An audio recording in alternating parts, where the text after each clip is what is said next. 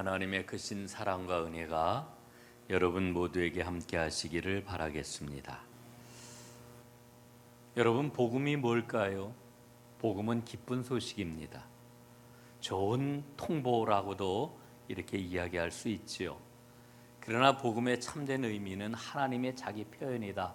어려운 말로 이렇게 이야기를 합니다. 조금 더 쉽게 얘기를 하면은 예수 그리스도가 복음이십니다. 복음은 하나님께서 구약에서 말씀하신 모든 약속을 궁극적으로 성취하신 것, 이게 또한 복음이기도 합니다. 예수님이 이 땅에 오심으로 율법 시대가 끝났지요. 은혜의 시대가 열렸습니다. 여러분, 세례 요한이 하나님의 말씀을 선포함으로 인해 가지고 이제 새로운 은혜의 시대가 시작이 되었습니다. 세례 요한은 유대교가 안고 있던 헛된 꿈을 일깨워 주었습니다. 너희들 헛된 꿈을 꾸고 있구나. 그래서 세례 요한의 사역이 참 중요한 겁니다. 메시아를 맞을 준비를 해라. 이게 바로 세례 요한의 사역이었던 겁니다. 여러분, 마가복음은 이 복음이라고 하는 것에 비추어 보면은 정말 복음을 잘 표현해 주고 있는 그런 책이라고 하는 생각을 갖습니다. 아주 간결하고 심차지요. 여러분, 마가복음 첫 구절을 기억하실 것입니다. 하나님의 아들 예수 그리스도의 복음의 시작이라. 여러분, 얼마나 간결합니까? 군더더기가 없습니다. 복음을 곧바로 제시를 하고 복음을 향해 나아가도록 우리를 이끌어 주고 있습니다. 요한복음 말씀을 보면은 그 복음이신 그리스도를 이렇게 설명을 해 줍니다. 말씀이 살과 피가 되어 우리가 사는 곳에 오셨다. 우리는 그 영광을 두 눈으로 보았다. 단 하나뿐인 그 영광은 아버지 같고 아들 같아서 안팎으로 두루 충만하고 처음부터 끝까지 참된 영광이었다. 여러분, 오늘 우리가 읽고 있는 본문을 보면은 이 영광이신 예수 그리스도의 본래의 모습을 잘 보여주고 있습니다. 복음이 시작되었다, 이렇게 선포하는 말씀이기도 합니다. 여러분, 예수님이 왜 복음입니까? 예수님이 왜 복음의 시작입니까? 오늘 본문을 읽으면 우리는 거기에 대한 설명 세 가지를 이제 발견하게 되는 거지요. 그 세 가지 설명이 무엇일까요? 첫 번째로는 예수님의 권위 있는 가르침입니다. 이 가르침을 통해 가지고 예수님이 복음이시구나 라고 하는 것을 우리가 깨닫게 되는 겁니다. 여러분, 예수님께서 안식일에 가버나움에 있는 한 회당에 들어가셨습니다. 안식일 예배를 드리신 것이지요. 예수님께서는 이 회당에 있던 사람들에게 하나님의 말씀을 가르치셨습니다. 여러분이 가버나움이라고 하는 것은 예수님의 초기 갈릴리 사역에 있어서 아주 굉장히 중요한 장소입니다. 이곳을 중심으로 여기를 거점으로 예수님이 활동을 많이 하셨기 때문에 사람들은 가버나움을 뭐라고 불렀느냐? 제2의 고향이다. 예수님의 제2의 고향이라고까지 불렀던 것이 바로 가버나움입니다. 이곳에서 예수님이 처음으로 회당에 들어가셔가지고 하나님의 말씀을 가르치시는 겁니다. 그런데 예수님의 가르치심을 듣고 사람들이 깜짝 놀랐습니다. 왜냐하면 예수님이 가르치신 것은 서기관들하고 아주 달랐기 때문입니다. 여러분, 서기관이 누구입니까? 서기관들은 공식적으로 성경을 가르치는 사람, 이게 바로 서기관들이었습니다. 그런데 서기관들이 하나님의 말씀을 가르칠 때 그들의 가르침은 성경 지식에 머물러 있었습니다. 죽은 성경을 가르쳤습니다. 거기에 비해 가지고 예수님의 말씀을 들어보았더니 하나님의 말씀이 갖고 있는 본래의 의미를 활짝 드러내셨던 것입니다. 다시 말씀을 드리면은 구약에 죽어있던 율법의 말씀을 하나님의 사랑으로 생생하게 움직이는 생명의 말씀으로 사람들에게 제시를 하셨던 거지요. 여러분, 한번 예를 들어 볼까요? 레위기서 말씀을 보면은 이 말씀이 나와요. 내 이웃 사랑하기를 내 자신과 같이 사랑하라. 나는 여호와니라. 이렇게 하나님이 말씀을 하셨지요. 유대인들이 너무나도 잘 아는 그와 같은 말씀이었습니다. 그런데 여기에서 말씀하고 있는 이웃이 누구이겠습니까? 이웃이 누구일까요? 유대인들은 이 이웃에 대해서 자기들 편리한 대로 생각을 했습니다. 그 이웃은 나하고 가까운 사람이다 이렇게 생각을 한 거지요.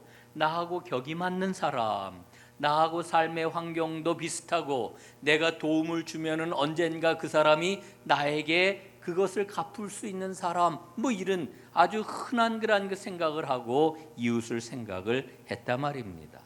그런데 여러분, 예수님께서는 그 이웃에 대해서 어떻게 밝히 드러내서 일러주고 계십니까? 누가복음에 나오는 선한 사마리아 사람 이야기를 여러분 잘 아실 것입니다. 한 사람이 길을 가다가 강도를 만났습니다. 거의 죽게 되었습니다. 쓰러져 있었는데 그 옆으로 한 사람이 지나갔습니다. 누가 지나갔습니까? 제사장이 지나갔습니다. 그런데 이 제사장은 길에 쓰러져 죽어가는 이 사람을 보고도 못 본 척하고 그냥 지나가고 말았습니다. 두 번째 사람이 지나갔습니다. 그 사람은 레위인이었습니다. 그런데 이 레위인도 그 강도 만난 사람을 보고서는 자기가 바쁘다고 하면서 서둘러 자기의 길을 재촉하고 말았습니다. 세 번째, 누군가 지나가게 되었습니다. 이번에 지나가는 세 번째 사람은 당시에는 인간 취급도 받지 못하던 사마리아 사람이었습니다. 이 사마리아 사람이 지나가다가 강도 만난 사람을 본 겁니다. 사마리아 사람은 길을 멈추었습니다. 그리고는 강도 만난 사람에게 다가갔습니다. 그리고 그를 구해줍니다. 자기의 말에 태워가지고 안전한 장소로 옮겨다가 그를 치료해 주었습니다. 얼마나 많은 경비가 들어갔는지 모릅니다. 또 얼마나 많은 시간이 허비가 되었는지 모릅니다. 이 이야기를 들려주신 다음에 예수님이 이렇게 말씀을 하시지요. 내 생각에는 이 세 사람 중에 누가 강도 만난 자의 이웃이 되겠느냐? 여러분, 지나간 세 사람 가운데 강도 만난 사람의 이웃이 된 사람이 누구였습니까? 예수님 당시의 유대인들은 종교 행위를 통해 가지고 율법을 잘 지킨다고 자랑을 했습니다. 겉으로 보면은 이 사람들은 하나님의 말씀, 하나님의 율법을 살아있게 만드는 사람처럼 보였던 겁니다. 그러나 실상은 하나님의 말씀을 의례적인 격식에 가두어 놓고 말씀을 죽이는 사람들, 이게 바로 유대인들이었단 말이지요. 그들이 생각하는 이웃은 하나님의 말씀하고는 전혀 상관이 없는 그런 이웃이었습니다. 그런 유대인을 향하여 예수님이 물으시는 거지요. 너희들 생각에는 누가 강도 만난 자의 이웃이 되겠느냐? 여러분, 오늘 예수님께서는 그 질문을 저와 여러분에게, 우리에게 던지고 계신다고 생각을 합니다. 너희들 생각에 2021년을 사는 오늘 너희의 이웃은 누구냐? 오늘 예수님이 묻고 계시는 거지. 우리는 여기에 답을 해야 됩니다. 여러분, 예수님의 말씀을 나에게 적용하지 않는다라고 하면은 성경에 기록된 그 어떤 말씀도 권위를 가질 수 없습니다. 권위라고 하는 게 뭐예요? 권위. 이 권위라고 하는 말은 다른 사람을 통솔하여 이끄는 힘이라고 그래요. 혹은 인정을 받고 영향을 끼칠 수 있는 능력이라고도 이야기를 해요. 이게 사전적인 의미입니다. 여러분, 예수님은 우리를 통솔하고 이끄는 힘을 갖고 계셔요. 우리의 삶에 절대적인 영향을 끼칠 수 있는 능력을 갖고 계셔요. 그러나 우리가 예수님의 말씀을 받아들이지 않는다면, 우리가 예수님의 말씀을 내 삶 가운데 적용하지 않는다면 아무 소용없는 거예요. 아무 소용없어요. 상관이 없어요. 예수님의 말씀이 나에게 권위를 가질 수가 없는 거예요. 예수님 말씀을 하셨지요. 누가복음 16장 10절에 보니까 지극히 작은 것에 충성된 자는 큰 것에도 충성되고 지극히 작은 것에 불의한 자는 큰 것에도 불의하니라. 여러분, 작은 것 속에 큰 게 담겨 있는 거예요. 보잘것없는 것 속에 엄청난 게 담겨 있는 거예요. 정말 그렇지 않아요? 여러분, 20세기의 위대한 기독교 작가로 꼽히는 C.S. 루이스라고 하는 분이 있어요. 영국 분인데 이분이 이 말씀을 이렇게 설명을 했습니다. 선과 악은 복리로 다 불어난다. 예? 복리로 불어난대, 복리로. 그래서 내가 날마다 내리는 작은 결정이 중요하다. 오늘의 소소한 선행으로 마귀의 거점을 점령한다면 몇 달이 지나면 여태까지 꿈꾸지 못하였던 승리를 향해 진격할 수 있다. 가만히 앉아서 느낌을 짜내려고 하지 말고 이미 사랑하는 것처럼 행동하라. 내가 하나님을 확실히 사랑한다면 어떻게 하는 게 옳을까 하고 질문을 한 뒤 답이 나오는 대로 가서 즉각 행하라. 여러분, 얼마나 우리의 삶을 제대로 돌아보게 해주는 통찰해결한 그 이야기입니까? 예? 사랑의 느낌은 이런 거야. 느낌을 짜내려고 그러지 마세요. 정말 하나님이 나를 사랑하시고 내가 하나님을 확실히 사랑한다면 어떻게 해야 될까? 거기에 대한 답을 우리는 갖고 있단 말이죠. 즉각 행하라는 거예요. 작은 것, 매일매일 결정 내리는 게 중요하다는 거예요.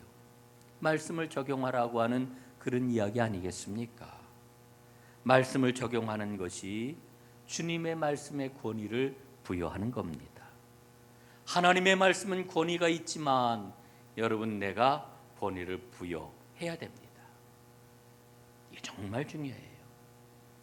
사랑하는 여러분, 예수님의 말씀이 여러분에게 권위 있는 말씀인가요? 정말 권위 있는 말씀입니까? 히브리서에 보니까 이런 말씀이 나오지요. 하나님의 말씀은 살아있고 활력이 있어 좌우의 날선 어떤 검보다도 예리하여 혼과 영과 및 관절과 골수를 찔러 쪼개기까지 하며 또 마음의 생각과 뜻을 판단하나니. 예수님의 말씀이 여러분에게 정말 그런가요?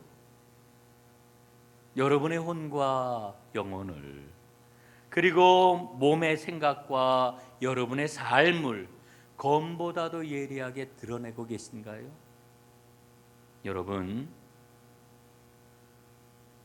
오늘 성경에 나와 있는 회당에서 예배를 드리던 사람들은 이 히브리서의 그런 그 말씀을 아마 실감했던 것 같아요. 그래서 그들은 다 깜짝 놀랐던 거지요. 27절에 보니까 이들이 이렇게 감탄을 했어요. 무리가 다 놀라며 권위 있는 새 교훈이로다. 여러분, 오늘 회당에서 이와 같은 고백을 했던 이 무리의 고백이 오늘 예배하는 저와 여러분의 고백이 꼭 될 수 있기를 주님의 이름으로 축복합니다. 자, 두 번째로 예수님이 왜 복음이실까? 두 번째 이유가 있습니다. 귀신 들린 자를 온전하게 하시기 때문이지요. 예수님께서 회당에서 가르치실 때에 그 중에 한 사람이 더러운 귀신 들린 그런 그 사람이었습니다. 그가 소리를 질러요. 우리는 당신이 누구인지 압니다. 예? 한 사람이 소리를 지르는데 그가 뭐라고 이야기를 하느냐면은 우리라고 그래요. 우리. 그러니까 그 사람 안에 여러 귀신이 있는 거예요. 하나의 귀신이 아니라 여러 귀신이 지금 들어있는 것을 볼 수가 있는 거지요. 그런데 예수님께서는 그 귀신이 소리를 칠 때 귀신에게 명령을 하셔요. 잠잠하라. 그 사람에게서 나오라. 여러분, 귀신은 지금 예수님이 누구인지를 알아봤어요. 그런 귀신을 향해 예수님은 명령을 내리셔요. 하늘로부터 오신 예수님의 권위는 엄청난 그런 그 권위 있지요. 귀신을 꾸짖고 그 사람에게서 나오라 명령을 하실 때에 즉각적으로 귀신이 쫓겨나고 말았습니다. 여러분, 그런데 오늘 본문을 읽으면서 우리는 그런 생각을 해요. 왜 예수님의 공생의 제1호 사역이, 요즘 1호라고 하는 말을 참 많이 쓰잖아요. 예수님의 공생의 제1호 사역이 어째서 귀신을 쫓아내는 일이었을까? 이런 그 생각을 우리가 갖는 거지요. 정말 귀신을 쫓아내는 일이 그렇게도 중요한 일이었을까? 여러분은 어떻게 생각하세요? 예? 그게 정말 그렇게 중요한 일이었을까? 중요한 일이었어요. 예? 오늘 제가 그 C.S. 루이스 말을 여러 번 인용을 하는데 루이스가 이런 이야기도 들려주더라고요. 현대인들이 귀신에 대해서 가지고 있는 극단적인 두 가지 편견이 있다. 첫째는 귀신을 지나치게 믿는 것이고, 둘째는 귀신을 아예 안 믿는 것이다. 귀신을 지나치게 믿으면 이런 사람들 두려움을 갖기 때문에 귀신이 아주 지배하기가 좋은 사람이 된다. 반대로 귀신이 활동하기 좋은 사람은 귀신이 없다고 믿는 사람이다. 이를테면은 스파이가 없다고 믿는 나라가 있다면 스파이가 활약하기에 가장 좋은 조건을 갖춘 것이 아니겠는가? 그래서 귀신은 사람들에게 귀신이 없다고 믿게끔 만든다. 이게 제일 큰 그 귀신들의 일이라는 거죠. 사람들로 하여금 없어, 있기는 뭐가 있어, 이래 사람들로 하여금 무장해제를 시킨다는 거예요. 여러분, 예수님께서 공생애를 시작하시면서 귀신을 쫓아내신 것은 공중권세 잡은 악한 영이 실제한다라고 하는 것을 드러내시려고 했던 거예요. 악한 영이 실제한다. 하나님 나라를 방해하는 가장 큰 요인 중에 하나가 귀신의 존재, 마귀의 존재라고 하는 것을 드러내시는 사건이 바로 오늘 귀신을 쫓아내신 사건이라고 하는 거지요. 여러분, 이와 같은 사실을 사도 바울은 신학적으로 이렇게 설명을 해주고 있습니다. 로마서 6장 말씀인데요, 17절 18절 말씀입니다. 하나님께 감사하리로다. 너희가 본래 죄의 종이더니 너희에게 전하여 준 바 교훈을 마음으로 순종하여 죄로부터 해방되어 의에게 종이 되었느니라. 여러분 보세요. 우리가 구원을 받기 전에는 누구의 종이었어요? 죄의 종이었다는 거예요. 마귀의 종이었다는 거예요. 그런데 우리가 구원을 받아 이제 누구의 종이 되었어요? 의의 종이 되었다라고 이렇게 말씀을 해주고 있는 거지요. 여러분, 우리는 원래 마귀에게 사로잡혀 가지고 죄의 종로로 사면서 살았던 그와 같은 존재들이었습니다. 그런데 예수님께서 우리를 해방시켜 주신 거예요. 구원받게 해주신 거예요. 그래서 이제는 죄의 종이 아니라 하나님 나라, 주님께 복종하며 살아가는 주님의 사람들이 되었다라고 하는 거지요. 여러분, 우리는 주인이 바뀐 거예요. 이게 바로 예수님께서 귀신을 쫓아내시면서 우리에게 보여주신 놀라운 구원의 사건이라고 하는 겁니다. 세 번째, 예수님이 왜 복음이시냐? 온갖 가지 병을 고쳐주셨기 때문입니다. 여러분, 오늘 우리가 28절까지 말씀을 보았는데 29절, 30절, 31절에 보면은 예수님이 회당에서 나와가지고 열병을 앓고 있는 베드로의 장모를 고쳐주시는 그런 장면이 나와요. 깨끗하게 고침받은 이 베드로의 장모가 병 고침받고 어떻게 했어요? 예수님과 그 일행을 섬겼다. 이렇게 성경은 우리에게 일러주고 있지요. 그런데 더 중요한 것은 예수님의 이와 같은 사역, 귀신을 쫓아내시고 병든 자를 고쳐주시는 이와 같은 그런 그 예수님의 사역이, 그 소문이 한나절 만에 온 지역에 퍼졌습니다. 수많은 사람들이 예수님에게 몰려왔지요. 병든 사람들, 귀신 들린 사람들 예수님께 몰려왔습니다. 문전성시를 이루었습니다. 그런데 예수님은 이 모든 사람들을 다 고쳐주셨어요. 사로잡힌 이 사람들을 불쌍히 여기셨어요. 그래서 고쳐주셨단 말이지요. 여러분, 우리 인간의 본래 모습은 어떤 모습입니까? 하나님께 사로잡혀 살아가는 것, 이게 인간의 본래 모습이에요. 그런데 죄의 종로를 타는 사람들은 하나님이 아니라 누구에게 사로잡힌 겁니까? 마귀에게 사로잡혔어요. 병자들은 괴로움에 사로잡혀서 지금 살아가고 있는 거예요. 이 모든 일을 주님께서 보시고 그들을 사로잡힌 그것으로부터 해방시켜 하나님께 사로잡히는 자에게라는 그 삶을 허락해 주고 계시는 거지요. 우리는 인간답다라고 하는 말을 참 좋아해요. 아유, 아무개 권사님은 얼마나 인간다운지 몰라. 인간미가 철철 넘쳐. 좋은 얘기입니까? 나쁜 얘기입니까? 매우 좋은 얘기지요. 누군가 그렇게 이야기를 하는 거, 아유, 그 장로님은 정말 인간성이 최고야. 아마 최고의 그런 게 찬사라고 저는 생각을 해요. 그런데 여러분, 인간다움이 뭡니까? 인간다움이 뭐예요? 여러분, 인간다움이라고 하는 것은 우리가 신앙적으로 설명을 하면은 하나님과의 관계가 온전한 그런 그 사람, 이게 인간다운 거예요. 여러분, 본래 인간다움이라고 하는 것은 하나님과 온전한 관계를 살아갈 때 가장 인간다움을 발휘하도록 하나님께서 우리를 만들어 주셨단 말이지요. 우리 전농교회, 은총예수 모든 교인들은 진짜 인간다운 하나님의 사람들 다 될 수 있기를 간절히 바랍니다. 여러분들 그 보시기만 하면 사람들이 아유, 그 박 권사님은 너무너무 인간다워, 이렇게 이야기하는 그런 은혜가 있었으면 좋겠어요. 오늘 예수님께서는 사람들이 사로잡힌 것에서 그들을 해방시켜 주셨어요. 그래서 사람들의 삶의 중심을 바꾸어 주셨어요. 그 삶의 중심이 무엇입니까? 하나님의 나라지요. 하나님의 나라. 사랑하는 여러분, 예수님께 사로잡히시기를 간절히 바랍니다. 그럴 때 우리는 하나님 나라를 살아가게 될 것이고 하나님 나라의 아름다운 모습을 드러내게 될 것입니다. 제가 요즘 성경을 읽으면서 다시 한번 거듭해서 깨닫는 게 있어요. 신약 성경에 나오는 교회의 지도자들의 모습인데요, 그들에게는 세상에서 말하는 그러한 지도자의 모습이 드러나지가 않아요.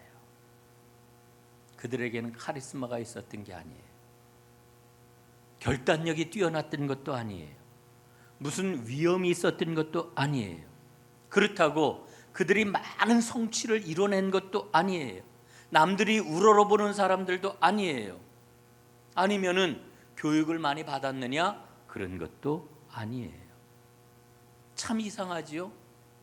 이런 기준에 비추어 보면은 초대교회의 그런 그 지도자들은 도대체 우리가 어떻게 규정을 해야 되는 걸까? 이런 생각이 들어요. 물론 제가 말씀을 드렸던 그런 요건을 갖추고 있던 지도자가 있긴 있었어요. 그게 누구냐 하면은 사도 바울입니다. 사도 바울. 정말 그 사람은 출중했지요. 세상적인 지도력을 행사할 수 있는 모든 조건을 구비했던 그와 같은 사람이었습니다. 그러나 바울은 공개적으로 그 모든 것을 다 버렸습니다. 심지어는 뭐라고 이야기를 했는지 아십니까? 빌립보서 3장 8절에 보니까 이렇게 고백을 해요. 그리스도 예수를 내 주님으로 직접 아는 고귀한 특권에 비하면 내가 전에 보탬이 된다고 여겼던 모든 것은 하찮은 것 곧 개똥이나 다름없습니다. 나는 그 모든 것을 쓰레기통에 버렸습니다. 여러분, 바울이 얼마나 자랑거리가 많은 사람이었습니까? 바울이 얼마나 뛰어난 재능을 갖고 있던 사람이었습니까? 얼마나 특별한 지위를 갖고 있던 그런 사람이었습니까? 그는 그것을 자랑했고요. 그것을 이용을 해가지고 세상 사람들이 추구하는 그러한 그 지도자의 길을 가기를 원했던 사람입니다. 그런데 그가 예수를 만나고 난 다음에 그 모든 것들을 다 버렸어요. 어떻게 버렸느냐? 똥과 같이 여기면서 버렸다 그랬어요. 왜 그랬을까요? 왜? 여러분, 오늘 우리가 예수를 믿는다고 그러면서도 바울이 자랑했던 그것을 오늘 우리도 똑같이 자랑하려고 그래요. 바울이 버렸던 것을 오늘 우리는 어떻게 해서든지 그 쓰레기통에서 그걸 끄집어내 가지고 제일 좋은 자리에다 그것을 올려놓으려고 그래요. 여러분, 바울이 왜 그렇게 자랑스럽게 여기던 것을 똥과 같이 버렸습니까? 그 이유는 오직 하나예요. 나 바울을 통하여 이루어지는 일은 바울이 한 일이 아니라 예수 그리스도께서 하신 일입니다. 주님의 영광, 주님의 아름다움을 드러내기 위하여 그는 그가 자랑했던 그 모든 것들을 다 똥과 같이 여기고 버렸다 고백을 하는 거지. 여러분, 오늘 예수님께서 우리에게 복음을 가져오셨어요. 예? 권위 있는 가르침을 통해 복음을 가져오셨어요. 귀신 들린 자를 온전하게 고쳐주심으로 복음을 우리에게 가져오셨어요. 온갖 가지 병을 고쳐주심으로 복음을 우리에게 가져오셨어요. 우리는 복음을 받은 사람이어야 합니다. 복음을 주님께서 가져오셨는데 복음을 받은 것도 같고 안 받은 것도 같아요. 여러분 어떠신가요? 복음을 받으셨나요? 복음을 받은 사람에게는 네 가지 특징이 나타난대요. 첫째, 사람을 바라봐요. 둘째, 세상을 바라봐요. 셋째, 사람들의 신음과 세상의 고통에 귀 기울이게 돼요. 이게 세 번째입니다. 그래서 그 고통과 신음을 어떻게 해야 되는가 말씀을 더욱더 배우게 되는 거예요.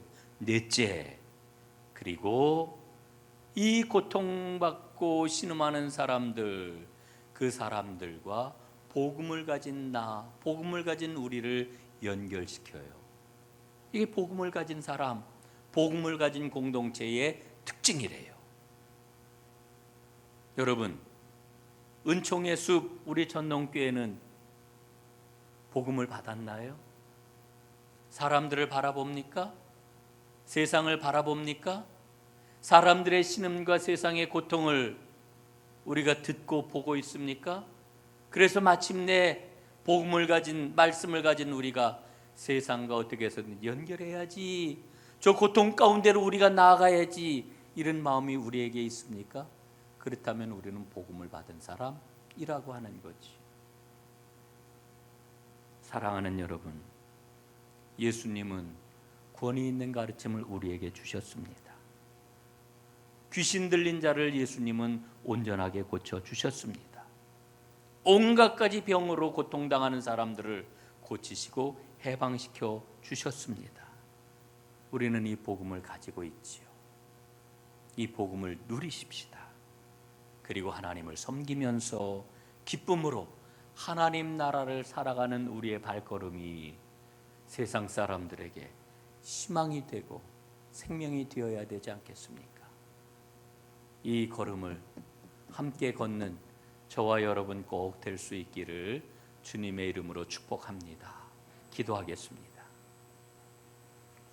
하나님 아버지, 고맙습니다.